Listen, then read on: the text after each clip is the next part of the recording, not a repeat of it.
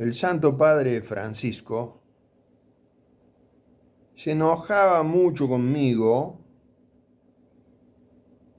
porque le escribí a través del Facebook algunos comentarios que creía oportunos. Por ejemplo, recuerdo cuando viajó a Corea del Sur, a la vuelta, cuando iba en el avión, hizo como un comentario de lo que sería su pontificado, su trabajo. Y dijo algo así como que su trabajo o su pontificado iba a durar 1, 2 o muy pocos años. Entonces recuerdo que le escribí en el Facebook, le puse algo así: usted es un jesuita, está acostumbrado a trabajar mucho, como trabajan mucho los jesuitas que yo conozco. Los jesuitas es gente que trabaja misionando 9, 10, 11 horas por día y más. Siempre están al lado de la gente.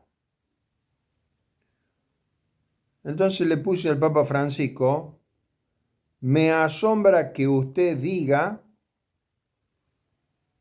que su trabajo, que su pontificado va a durar 1, 2 o 3 años. ¿Qué clase de jesuita es usted? Bueno, después el Papa Francisco, al otro día o casi inmediatamente, de alguna forma me respondía y me decía: Pedro, me tenés podrido. Bueno, recuerdo mucho esa expresión que es como que me había puesto el nombre de Pedro. Pedro, eso lo repitió siempre: Pedro, me tenés podrido. Bueno, después recuerdo que en otra oportunidad él tocaba el tema de los pobres, de la pobreza y la pobreza y los pobres. Y yo le escribí a través del Facebook: si usted tanto quiere a los pobres, haga alguna cooperativa de trabajo, concretamente con los pobres que usted tiene en Roma. Deje de hablar de los pobres y la pobreza tan pobreza que los pobres, le digo, porque usted es un poco hartante con el tema de los pobres y la pobreza, pero haga algo concreto. Si en Roma hay gente en estado de pobreza, haga algún proyecto, como se hace en Córdoba, Argentina, para que esa gente que no tiene trabajo empiece a trabajar en algo. Buah. Al otro día o ahí nomás me escribía: Pedro, me tenés podrido, Pedro, me tenés podrido. Bueno, y así siempre que él hacía algo, decía algo, trataba de manifestarle lo que pensaba. Creo que el próximo sucesor del apóstol Pedro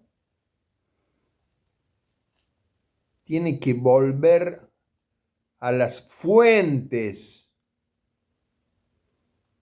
Ya en el Concilio Vaticano II se pidió a todos los religiosos, a los sacerdotes, volver a las fuentes de lo que se conoce como cristianismo.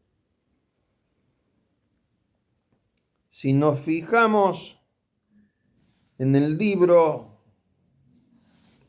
de los Hechos de los Apóstoles, que está en la Biblia, que se está leyendo estos días en las iglesias, el libro de los Hechos de los Apóstoles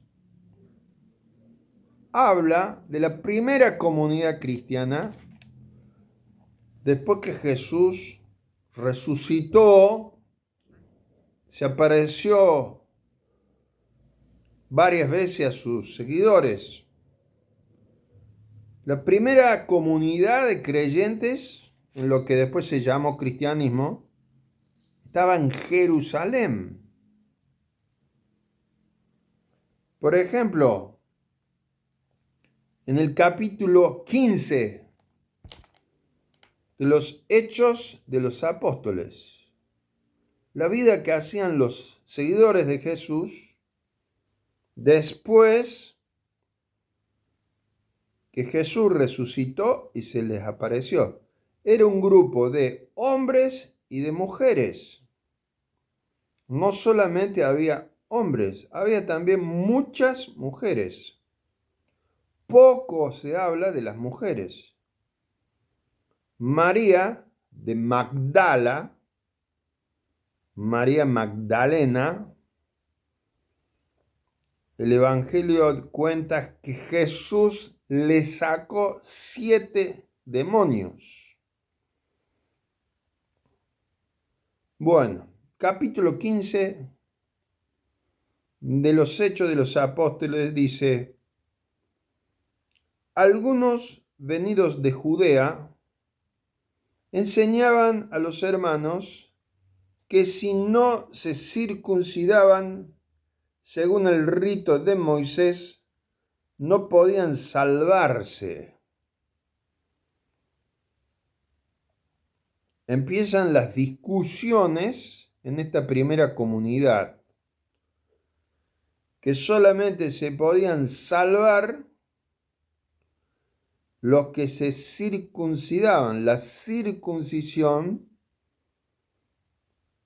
es una costumbre judía de circuncidar al niño varón recién nacido. Se le corta un poquito el cuerito del pene. Pablo y Bernabé tuvieron una fuerte discusión con ellos. Había discusiones, había problemas. Unos pensaban de una forma y otros pensaban de otra forma. No era todo paz y amor en esta primera comunidad. Pablo y Bernabé, con algunos más, acudieron a Jerusalén para tratar este asunto con los apóstoles y los ancianos. ¿Por qué van a Jerusalén? Porque Jerusalén es el centro de espiritualidad de esta primera comunidad cristiana. Y creemos que si estamos en el fin de los tiempos, la comunidad de Jerusalén tiene que volver a ser el centro de la espiritualidad cristiana y no Roma, el Vaticano. Los enviados por la comunidad atravesaron Fenicia y Samaria, contando a los hermanos la conversión de los paganos y llenándolos de alegría. Llegados a Jerusalén, fueron recibidos por la comunidad, los apóstoles y los ancianos, y les contaron lo que Dios había hecho por su medio. Pero algunos de la secta farisea que habían abrazado la fe se levantaron y dijeron que era necesario circuncidar a los paganos convertidos y obligarlos a observar la ley de Moisés. Estamos hablando de la primera comunidad de los seguidores de Jesús de Nazaret. Un grupo sostenía que a los paganos había que circuncidarlos. Los apóstoles y los ancianos se reunieron para examinar el asunto. Apóstoles eran 12, que Jesús los había elegido uno a uno, cara a cara, frente a frente.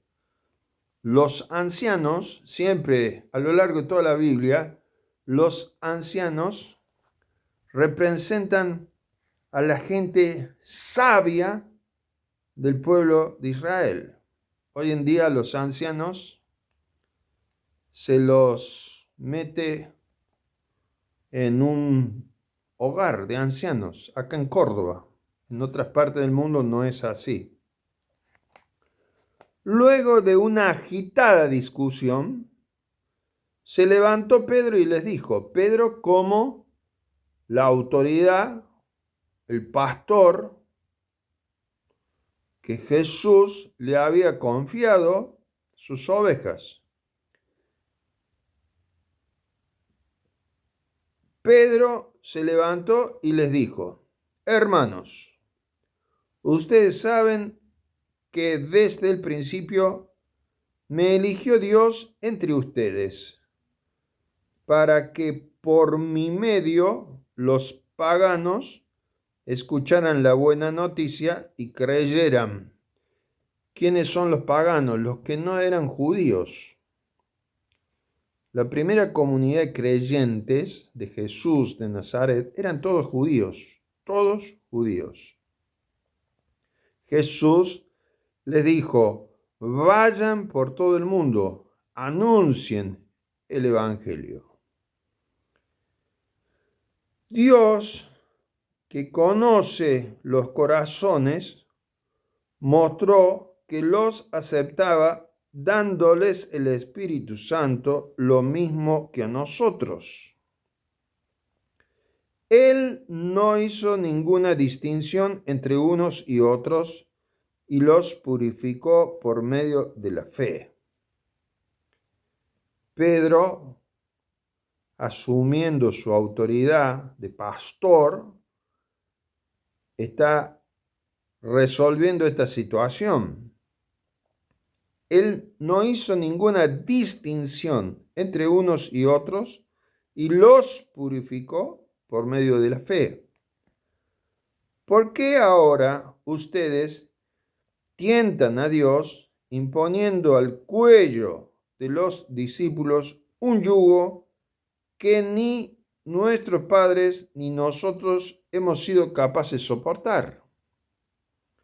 Pedro les hace una pregunta a este grupo de la primera comunidad que sostiene que a los paganos que creían en Jesús había que circuncidarlos.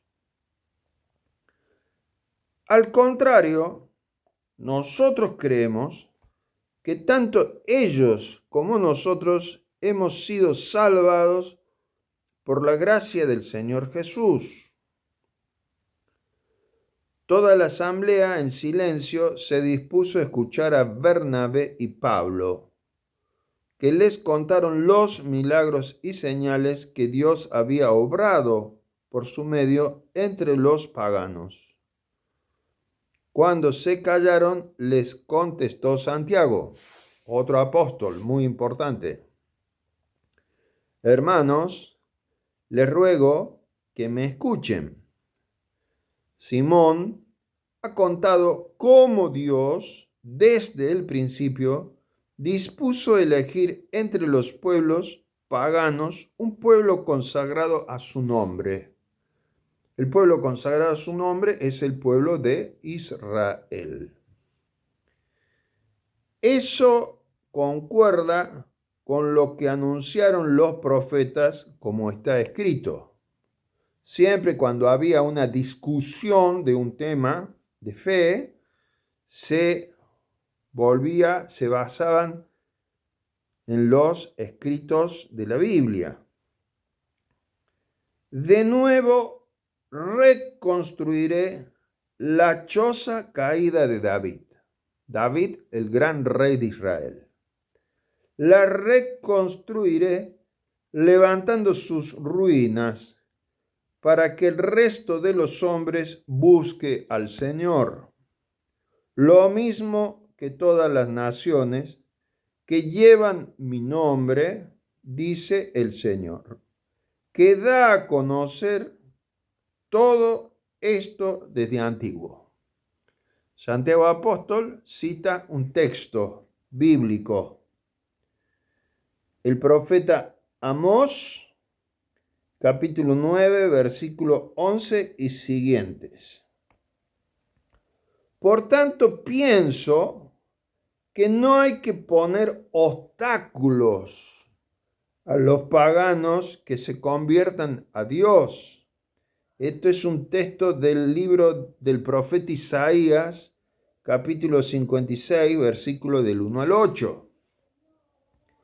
Basta encargarles que se abstengan de contaminarse con los ídolos y de las uniones ilegales y de comer carne de animales estrangulados o sangre. Entonces, aquí Santiago Apóstol, citando libros sagrados, el profeta Amós, el profeta Isaías, da su opinión, ya que Moisés tiene desde antiguo en cada población predicadores que lo leen los sábados en las sinagogas. La primera comunidad de los seguidores de Jesús es la comunidad de Jerusalén.